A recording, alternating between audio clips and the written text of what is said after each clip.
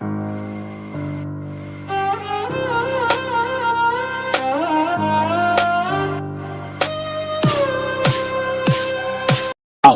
इस मूवी की स्टोरी शुरू होती है 5 अगस्त 2019 में। जगह होती है पाकिस्तान। तो हम देखते हैं कि वहाँ के जनरल कादर जब अपनी डॉक्टरी जांच करवाने पहुँचता है तो उसे पता चलता है कि उसे कैंसर है, और साथ में डॉक्टर ये भी बताता है कि उसकी जिंदगी का सिर्फ 3 साल का वक्त बचा है। तभी टीवी पर न्यूज आ रही थी कि हिंदुस्तान में आर्टिकल 370 कैंसिल कर दिया गया है। तभी वो डॉक्टर कहता है कि ये तो सरासर पागलपन है, और तभी वो जनरल कहता है कि अब तो जंग होगी, हिंदुस्तान ने खुद अपने पैरों पर कुल्हाड़ी मार ली है। और तभी वो जनरल कादर किसी तीसरी पार्टी को कॉल करता है जो एक टेररिस्ट ऑर्गेनाइजेशन है जो सिर्फ पैसों के लिए काम करता है, जिसका नाम है आउटफिक्स एक्ट। यानी उस ऑर्गेनाइजेशन का जो हेड है उसका नाम है जिम, जिसका रोल निभाया है जॉन अब्राहम ने। तभी वो जनरल जिम से कहता है कि हिंदुस्तान को बर्बाद कर दो। तभी जिम कहता है कि एक बार फिर से सोच के बोलो जनरल, क्योंकि बंदूक से निकली गोली कभी वापस नहीं आती। तब वो जनरल कहता है कि वक्त कितना भी लगे पर कदम वापस नहीं लेना। उसके बाद ये मूवी एक टाइम जंप लेती है। तब हम 3 साल के बाद की सीन देखते हैं जहां अफ्रीका के एक कंट्री में कुछ आतंकवादी अपने इनलीगल वेपन को सप्लाई करते रहते हैं। तभी एक शख्स जिसका नाम है राफे उन आतंकियों के पास एक मिसाइल लेने आता है। जो मिसाइल इतनी ज्यादा खतरनाक होती है कि वो जिस देश पर गिरेगी उसका नाम और निशान मिट सकता है। उसकी खासियत ये है कि उसे रडार भी नहीं पकड़ सकती। और तभी उस डीलर के पास उसका खास आदमी आकर बताता है कि उसे ढूंढता हुआ कोई एक आदमी आया है, पर वो उसको कोई नुकसान नहीं पहुंचा सकता क्योंकि अब वो इन लोगों के कब्जे में है। तभी हम उस आदमी को देखते हैं जिसका चेहरा उसके बालों से ढका होता है, और इस डीलर के सभी आदमी मिलकर उस बेचारे को लात घुसे की मशीन में डाल के उसकी मरम्मत कर रहे थे।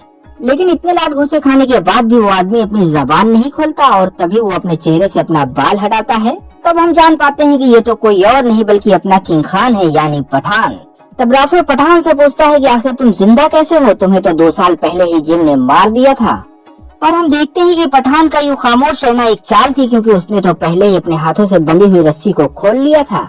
तभी पठान ने वहाँ पर मौजूद सभी आतंकियों को मार दिया, और अब उस शख्स से सिर्फ एक ही बात पूछता है कि रुबई कहाँ है। तभी वहाँ मौजूद और भी लोग पहुँच जाते हैं, लेकिन पठान उन्हें भी मारते हुए हेलीकॉप्टर लेकर और उसी हेलीकॉप्टर में राफे को बांधकर उस हेलीकॉप्टर में लगी मशीन गन से धुआंधार गोलियों की बारिश करते हुए पठान चला जाता है। मतलब यहाँ पर पठान का वो डायलॉग काफी सूट करता है कि पठान तो आया था लेकिन अपने साथ पटाखे भी लाया था।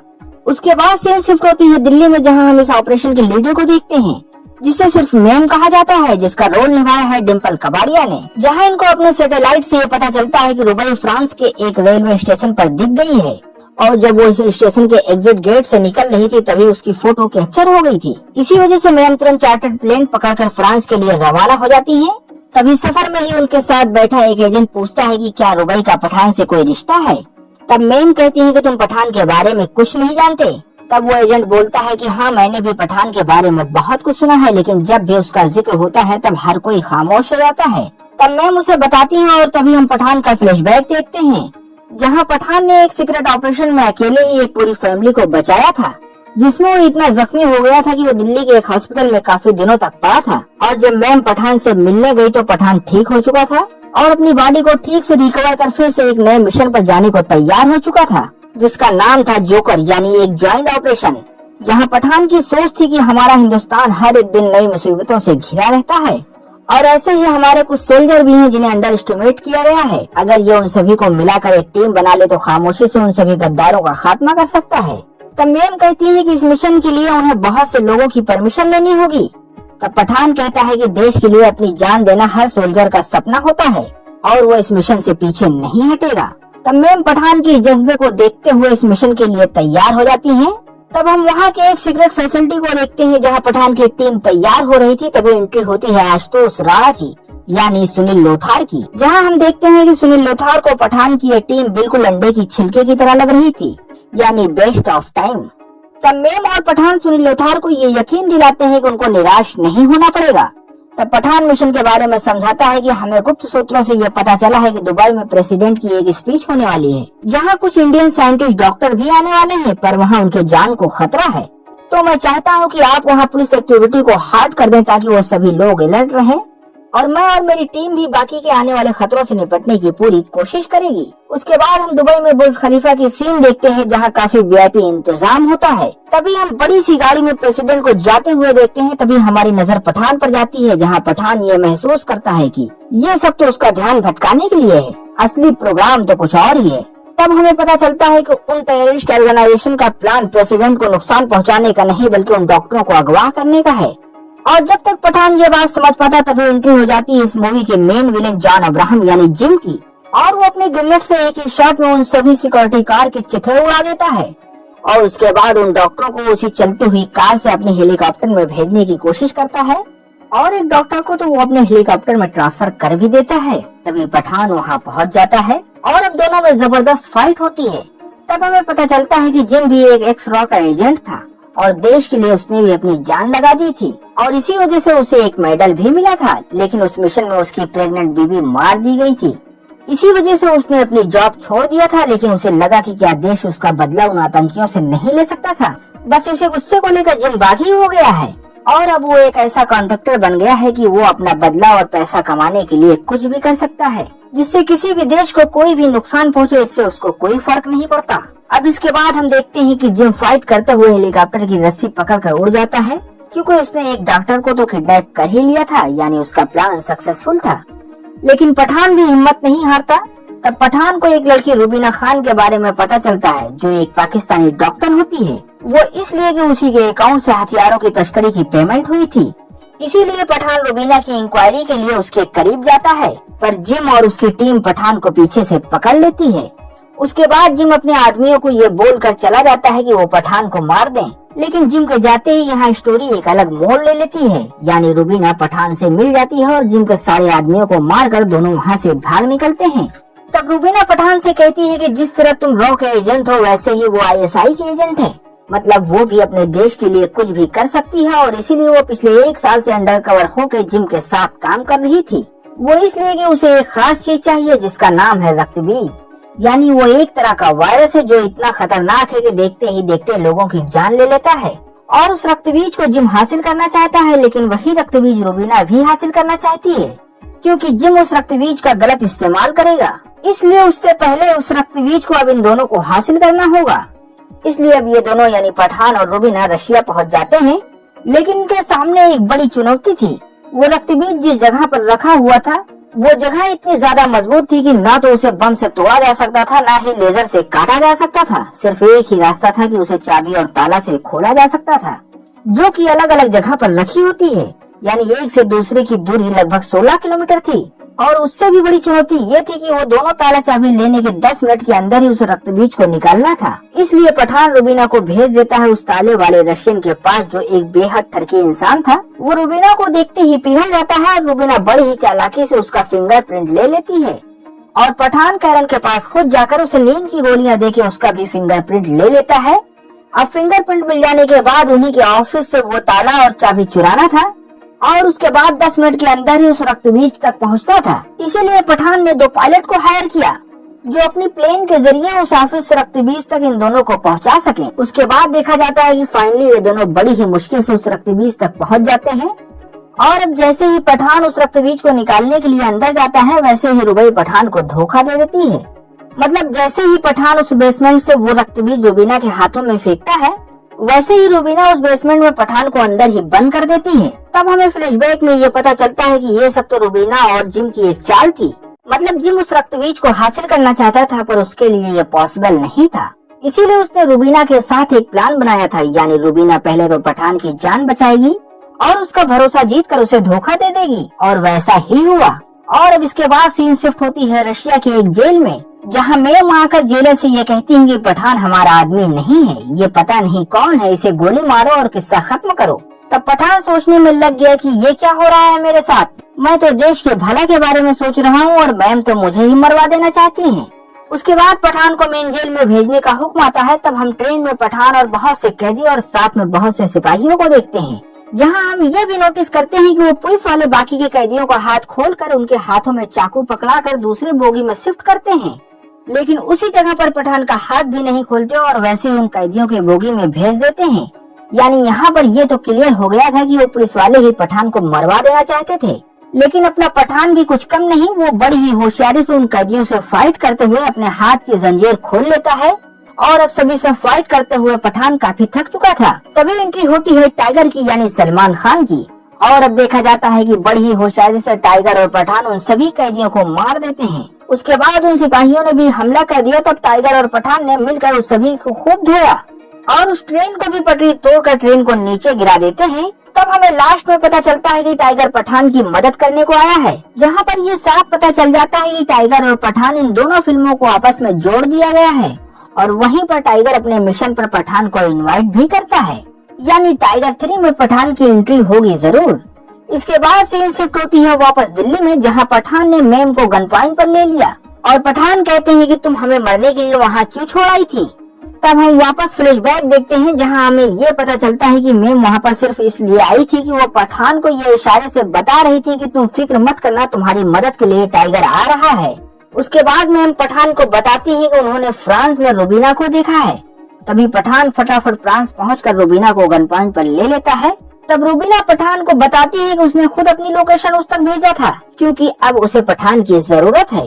वो इसलिए कि अब उसकी देशभक्ति जाग चुकी है और इसकी वजह यह है कि जिम एक मिसाइल में डालकर वो वायरस यानी रक्त बीज को लॉन्च करने वाला है, जिससे हजारों मासूम लोगों की जान जा सकती है और ये बात रुबई को पता नहीं थी और अब इसी वजह से वो पठान के साथ टीम अप कर लेती है। तब पठान उस पर दोबारा भरोसा करते हैं और अब पठान उसे अपनी स्टोरी बताते हैं कि इराक में एक बार एक टेररिस्ट को मारने के लिए उसकी मोबाइल पर जीपीएस लोकेशन को लॉक करके मिसाइल को छोड़ दिया गया था।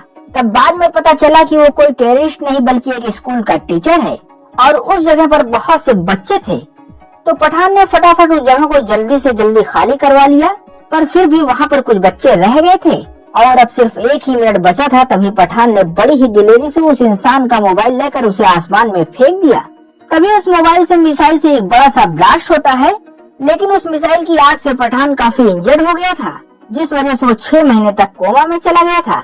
इसके बाद वहाँ के सभी लोग पठान की जिंदगी की दुआ मांग रहे थे और जब उसे होश आया तो वहाँ पर मौजूद माएं उसे अपना बेटा मानते हुए उसे पठान के बच्चे का खिताब देती हैं और वो सब उसका परिवार बन गई, यानी वो सभी लोग उसके अपने हो गए और कहने लगे कि पठान को जब भी उसकी जरूरत होगी तो वो सभी उसकी मदद करेंगे, क्योंकि पठान ने उन सभी की जान बचाई थी। अब उसके बाद हम रुबई की स्टोरी सुनते हैं, जहाँ उसके फादर एक आम इंसान थे और डॉक्टर बनकर लोगों की मदद करते थे, लेकिन उनको कुछ टेररिस्टों ने मार दिया था और इसी वजह से रुबई खुद एक डॉक्टर बनकर बाद में ISI ज्वाइन कर लेती है। उसके बाद सीन शिफ्ट होती है रशिया में, जहाँ जिम एक मिसाइल में वो वायरस लगा के भारत पर गिराना चाहता था। तभी वो डॉक्टर फिर से जिम को समझाता है कि वो तुम्हारे अपने लोग हैं, तुम ऐसा ना करो नहीं तो बहुत से मासूम लोग खत्म हो जाएंगे। तब देखा जाता है कि जिम अपनी पुरानी खुन्नस निकालना चाहता है। उसका मतलब था कि जिस तरह उसकी फैमिली खत्म हुई इसी तरह वो सभी लोग भी खत्म हो जाएं। तभी देखा जाता है कि पठान अपनी टीम के साथ रुबई को लेकर पहुंच जाता है और जबरदस्त फाइट शुरू हो जाती है और जिम वो वायरस लेकर वहाँ से भाग जाता है और अब रूबीना और पठान जिम का पीछा करते हैं और अब बड़ी ही मुश्किल से रक्त बीज का एक गोला पठान को मिल जाता है और दूसरा गोला जिम लेके भाग जाता है। तब पठान और रूबीना उस वायरस के गोले को लेकर दिल्ली पहुंचते हैं तो रॉ ने तुरंत रुबई को गिरफ्तार कर लिया और उसके बाद उस वायरस के गोले को लैब में खोलने के लिए जाते हैं, जहाँ मेम भी उन साइंटिस्ट डॉक्टरों के साथ होती है, जहाँ ये लोग उस वायरस का तोड़ निकालना चाहते थे, पर देखा जाता है कि उस गोले में सिर्फ पानी ही पानी था। तभी जिम का वीडियो कॉल आ जाता है। तब वो बताता है कि उस गोले को 3 लेयर में बनाया गया था, जहाँ पहला लेयर तो उसकी सेफ्टी के लिए बना था और दूसरे लेयर में वायरस वाली गैस थी और तीसरे लेयर में सिर्फ पानी रखा गया था, ताकि उस वायरस से इंजेक्ट होने के बाद पानी पीकर आदमी मर सके।